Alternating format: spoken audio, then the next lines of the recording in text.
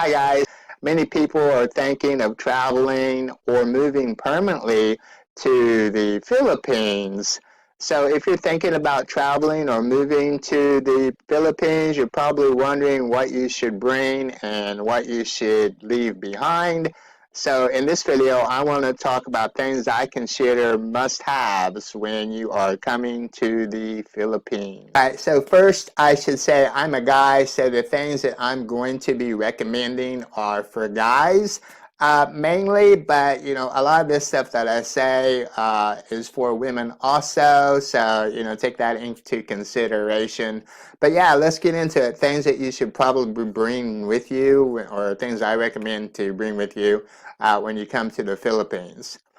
So obviously the first thing that you're going to need and to bring and not leave behind is your passport. I have mine right here. So yeah, make sure to bring your passport. If you don't have your passport, you are not getting into the Philippines. And with your passport, you are going to want to make sure that it has at least 6 months validity on it left. Uh, Otherwise, it won't be accepted either. I personally have gotten mine for the maximum of 10 years for the USA. You can get your passport for up to 10 years. So I would highly recommend getting it for up to 10 years if you are, if it's about to expire or you haven't gotten one yet. Yeah, I would go ahead and get the 10-year one. Just to be safe, as far as costs and everything goes, probably the 10-year one is the best option. Obviously, the other thing you're going to need are airplane tickets like these. Those aren't actually airplane tickets, that's actually a boarding pass, but still, you need a boarding pass to get on the airplane, so you need airplane tickets, obviously. I'm actually going to make another video about what I use to find good flights, but make sure that you have your airplane tickets or else you won't be able to get on the airplane or come to the Philippines. Now, most airlines only allow 2 bags if you're doing an international flight, plus a carry-on. So you need to consider bringing only essentials, especially if you are moving. So you're going to want to pack light and bring only the essentials. Which I'll get into here real shortly. You can buy a lot of the stuff here in the Philippines, so you're not going to want to bring a lot of stuff. But anyway, yeah, just make sure to bring like 2 bags plus a carry-on bag maximum. That's probably what's the max that the airlines allow. I'm sure most of you know that anyway. But let's talk about, coming to the Philippines. One of the things that you probably should consider getting is travel and health insurance, because your health insurance from your home probably will not work in the Philippines. So, I highly recommend getting something that's going to cover you while in the Philippines and, in many other countries. And there is a travel insurance and health insurance company that I highly recommend. It also, besides covering travel and health insurance, it covers COVID also, and that's called Nomad Insurance. And it even covers you when you go back to your home country. Now, I'm not going to quote prices because it depends on your age, but I'm going to throw up a screenshot here somewhere. Yeah, let me just show you some of the benefits of this Nomad Health and Travel Insurance. Now, these are just some of the benefits. These are not all of them. There would be a link in the description so that you can go check out the prices and check it out for yourself. But here you go. But yeah, I will just read these off here. As you can see, as far as medical, it says we cover you if you are suddenly in an accident or fall sick while you're outside your home country and need medical assistance. The max limit is $250,000. It's $100,000 if you're 65 years and above. There is a $250 deductible. Um, and in the hospital, it covers your room and nursing services and intensive care up to the overall maximum limit. And like I said before, again, there is more to this. Let's talk about the travel side, though, that you can see on here. Again, just go to the website. You can check it all out. But it says, unforeseen things can happen when you're traveling, which is true. It includes coverage for travel delays, lost checked luggage, emergency response, natural disasters, and personal liability. Um, Trip interruption is up to $5,000, which has no deductible. Travel delays is up to $100 a day after a 12-hour delay period requiring an unplanned overnight stay. That's up to a maximum of 2 days, and there's no deductible. And if you lost your checked luggage, it's up to $3,000 per certificate period, $500 per item, up to $6,000 lifetime, and also no deductible. So that is just some of the benefits with the Nomad insurance. Again, there's a link down in the description. You can go and check it out. You can check out the prices, check out all of the benefits for medical and travel insurance. But it's really good stuff because it covers you in the Philippines, it covers you in other countries, it covers you when you go back home, it covers COVID. So yeah, just go check that out. All right, so if you work online, which I don't know, but I'm assuming many people do, I would bring my laptop with me and my smartphone or your iPhone. I have an iPhone that I brought with me, and I take with me everywhere. My laptop, I keep it in my carry-on bag, which I have right here. So I have like this kind of carry-on bag that I keep my I keep my laptop in, and I keep my passport in, and I keep my HDMI cables and my power supplies and all that kind of stuff along with it. My telephone chargers in it when I travel, because electronics are not cheap in the Philippines, really. Yeah, I would bring your laptop computer if you're moving here, or even if you're traveling here. HDMI cord you can connect to the television or whatever, and don't forget the power supplies and all that stuff. Also, don't forget your bank cards and your credit cards, and make sure to check the expiration dates before you leave. I wouldn't recommend bringing, that much cash either. Maybe just enough to get you a taxi and some food and stuff like that before you get to where you're going in the Philippines. Because once you get here, you can always withdraw money from an ATM with your bank card. And for your money and your credit cards, I highly recommend getting an anti-theft waist pack like this one. This one is a Travelon.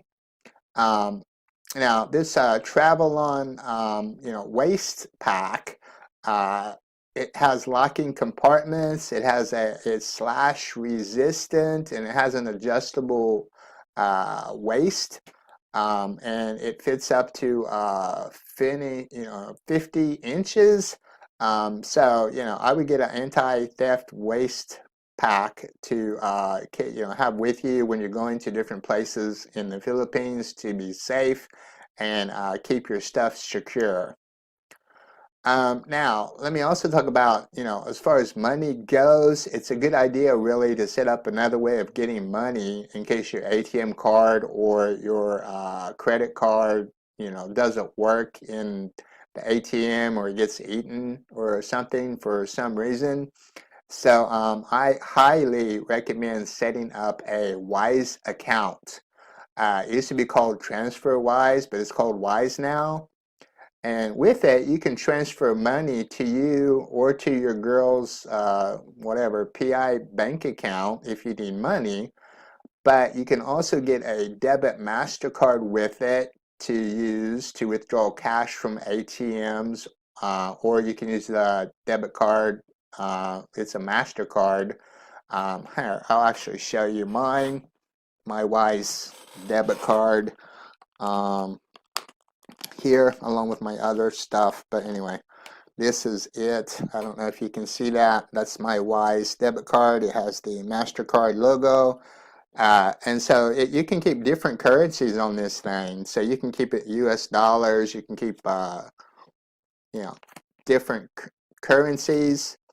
But when you go to the ATM machine, you can withdraw pesos from, you know, like your dollars. It'll automatically convert it, and it'll do it at some great fees that, you know, banks will not give you. So I highly recommend getting the TransferWise, or it's called Wise Now, account, so that you can transfer money just in case. Plus, you get this debit card. You do have to add money into it at first in order for them to send you the card. I can't remember how much it is, but you have to add money first, and then they send you the card, and then you have to activate it by using it at an ATM or using the chip and putting in the PIN code for it, and then it's activated, and then it's good to go. But it's really great card, so I highly recommend getting TransferWise to transfer money just in case, or, you know, to pull out money from the ATM machine with. And again, there'll be a link down in the description to the Wise account where you can, you know, make your first transfer, and it doesn't cost you as much, I think. I don't really remember, but there'll be a link down below. So let's move on. Let's talk about, you know, coming to the Philippines. You know, it's going to be hot and humid, okay? It's a hot and humid country. So obviously, like I said before, you're going to want to pack lightly. So let's talk about clothes now. So again, obviously, you're going to want to bring, you know, t-shirts and shorts. But I'd leave or sell all of your winter stuff behind if you're in a cold place. And I would bring, you know, just like one light rain jacket. I'll show you the one I have here. So I have this light rain jacket. So this is the thing, you know, you can fold it up nicely, but you can fold it up nicely and put it in your suitcase. It's really light. This one has a hood when it rains, and it's a rain jacket also.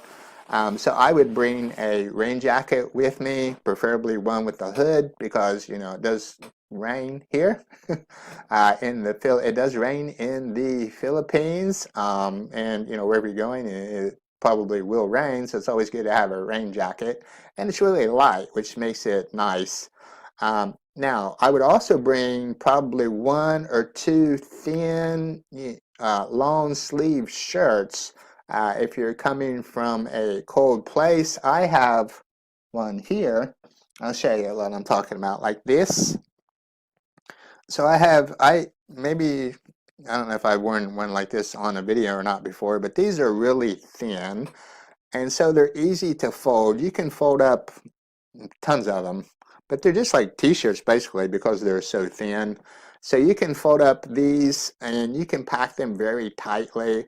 And the reason I say to bring one or two of these along with your shirts or t-shirts and shorts is because if you ever plan on going to a cold place when you travel, like on vacation or something, like I said, the Philippines is really hot, so you probably won't be using these long sleeve shirts, but it's good to have one or two because, you know, you can put on, you know, like a regular one or two shirts, and then you can put on these long sleeve one or two shirts, and then you can put on that rain jacket if you go, you know, someplace that happens to be cool or cold in the winter.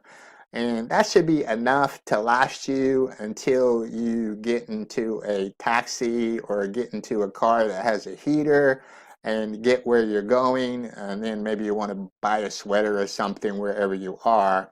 Um, just so you're not freezing at the airport or whatever. So I do recommend if you're coming from like a cold place. I'm from Ohio, so if I visit back to the States, I have a couple of long sleeve shirts that I wear over top, along with this rain jacket and a couple of like undershirts, really t-shirts underneath. I'll talk about those t-shirts in a minute. They're actually quick dry t-shirts. But you stack them on and they're really thin and you can take them with you. And then once you get to a cold place, if you happen to go to there traveling, then it's no problem. So I would do that if you're from a cold place. Otherwise, just forget and about all your winter others. You don't need winter jackets here in the Philippines. You don't need like gloves or anything like that in the Philippines. But yeah, I bring a couple of thin long sleeve shirts, maybe 3 or 4 different ones if you want. So yeah, just for cold if you go somewhere. Now, I'd also pack like 1 or 2 pairs of jeans or dress pants in case you decide, you want to go to like a nicer club, along with a pair of sneakers. But mainly, you'll probably be wearing shorts and t-shirts and sandals like everybody else every day because of the heat and humidity. Now, I mentioned the t-shirts, like the quick dry t-shirts. Those are actually the best t-shirts to have, especially if you like workout. And I'll show you, these are the kind that I like. They're great if you go to the beach because they dry off really quickly. So again, there'll be a link in the description to some of these if you want to get some. But you're also going to want to bring a swimsuit for the swimming pool or for the beach, like this one. It's a quick dry swimsuit also.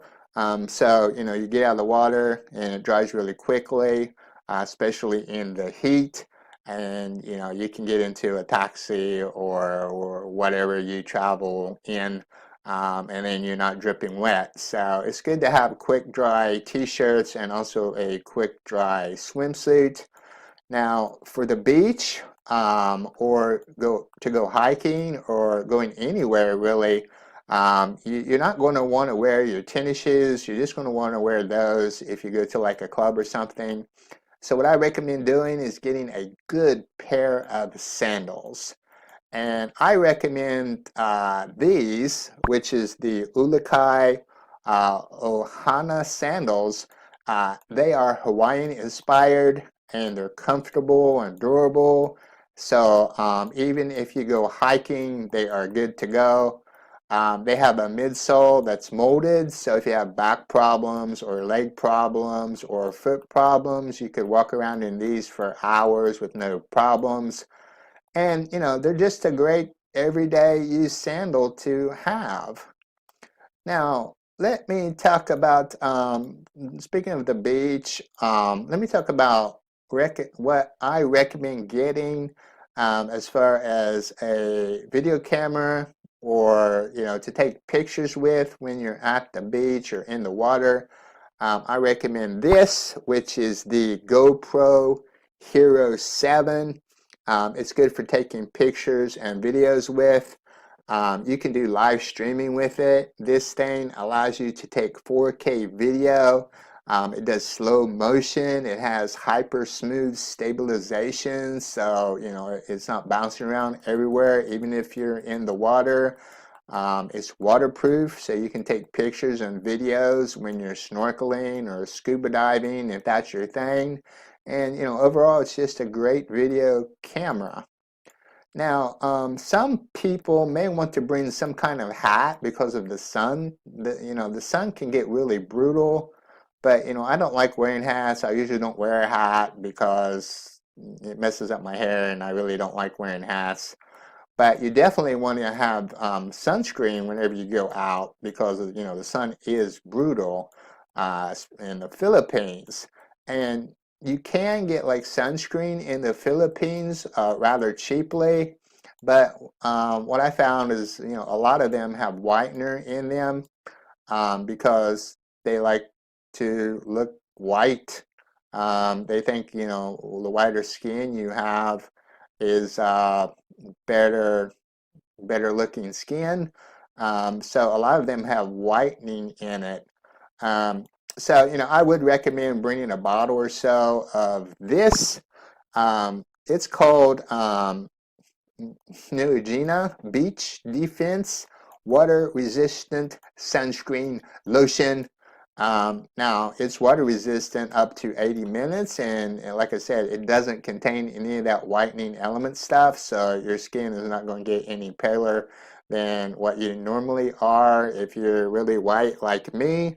And so it helps protect you when you're out and about, and so I would recommend getting a bottle or two of that if you travel or if you move. And then if you do move here, you can always order more from the States.